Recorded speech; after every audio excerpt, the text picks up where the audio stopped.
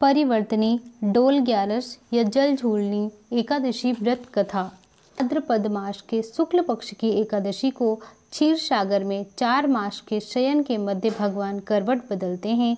निद्रा मग्न भगवान के करवट परिवर्तन के कारण ही इसका शास्त्रीय नाम परिवर्तनी एकादशी है।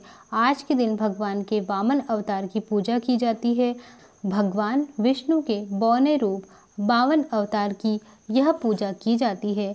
भगवान विष्णु के 52 रूप 52 अवतार की पूजा वाजपेयी यज्ञ के समान फल देने वाली तथा समस्त पापों को नष्ट करने वाली है। वामन भगवान की पूजा के कारण कुछ व्यक्ति इसे वामन एकादशी भी कहते हैं। इसके दूसरे दिन मनाई जाती है वामन जयंती। धर्मराज युधिष्ठिर ने कहा, हे माधव, भाद्रपद मास के शुक्ल पक्ष की एकादशी का क्या नाम है, क्या विधि विधान है तथा क्या महत्व है, विस्तार पूर्वक जानने की मेरी अभिलाषा है।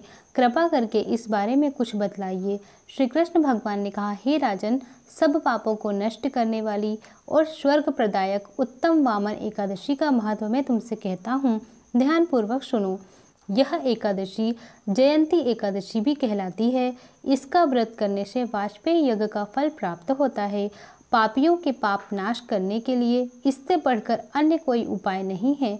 जो मनुष्य इस एकादशी के दिन मेरे वामन रूप की पूजा करते हैं वह तीनों लोकों की पूजा कर लेते हैं। मोक्ष की इच्छा रखने वाले मनुष्य इस व्रत को अवश्य करें। जो कमल नयन भगवान को कमल से पूजन करते हैं वह अवश्य भगवान विष्णु के समीप जाते हैं। जो भाद्रपद शुक्ला एकादशी को व्रत और पूजन करने का पुण्य फल प्राप्त होता है, जो भाद्रपद शुक्ला एकादशी को व्रत और पूजन करने का पुण्य फल प्राप्त होता है, सभी को इस परिवर्तनी एकादशी का व्रत अवश्य करना चाहिए, क्योंकि इस दिन भगवान विष्णु क्षीर सागर में अपने 4 मास के शयन के मध्य करवट बदलते हैं। भगवान के ये वचन सुनकर युधिष्ठिर बोले, हे भगवान, मुझे अति जिज्ञासा हो रही है कि संपूर्ण सृष्टि का संचालन करते हुए आप किस प्रकार सोते और करवट लेते हैं। किस प्रकार राजा बलि को आपने वचन में बांधा और वामन रूप रखकर क्या क्या लीलाएं की। आपके करवट बदलने के उपलक्ष्य में हमको क्या करना चाहिए, यह बातें आप विस्तार पूर्वक मुझसे कहिए।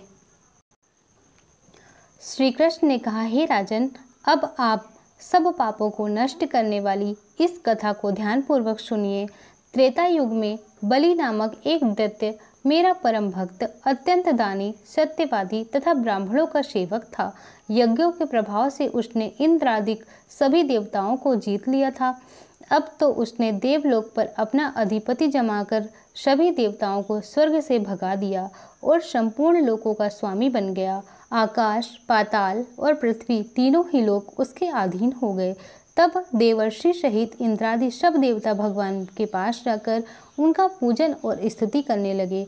उन्होंने राजा बलि के अत्याचारों से मुक्ति दिलाने के लिए भगवान से प्रार्थना की। भगवान ने वामन रूप धारण करके अवतार लिया और तेजस्वी रूप से राजा बलि को पाताल लोक में भेज दिया।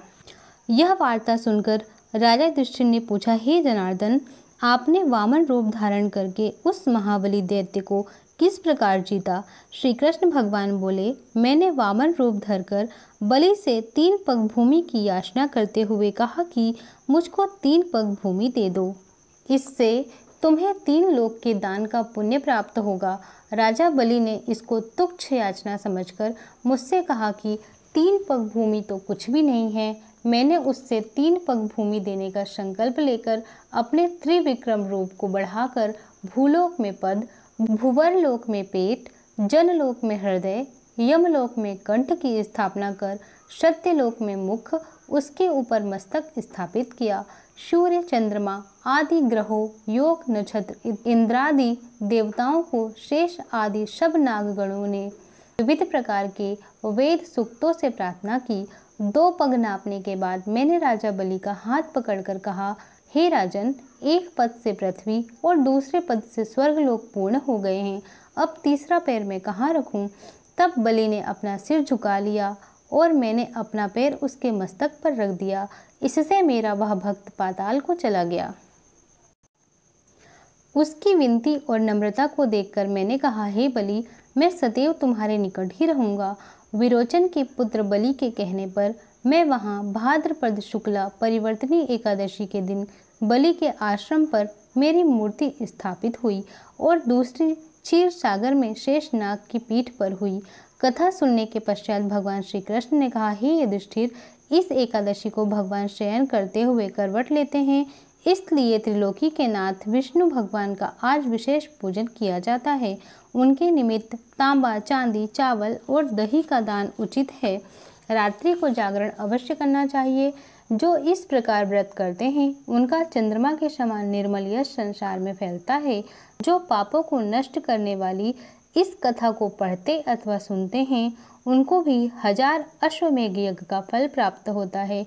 बोलो एकादशी मैया की जय, विष्णु भगवान की जय, विष्णु वामन अवतार की जय, श्री विष्णु त्रिविक्रम अवतार की जय।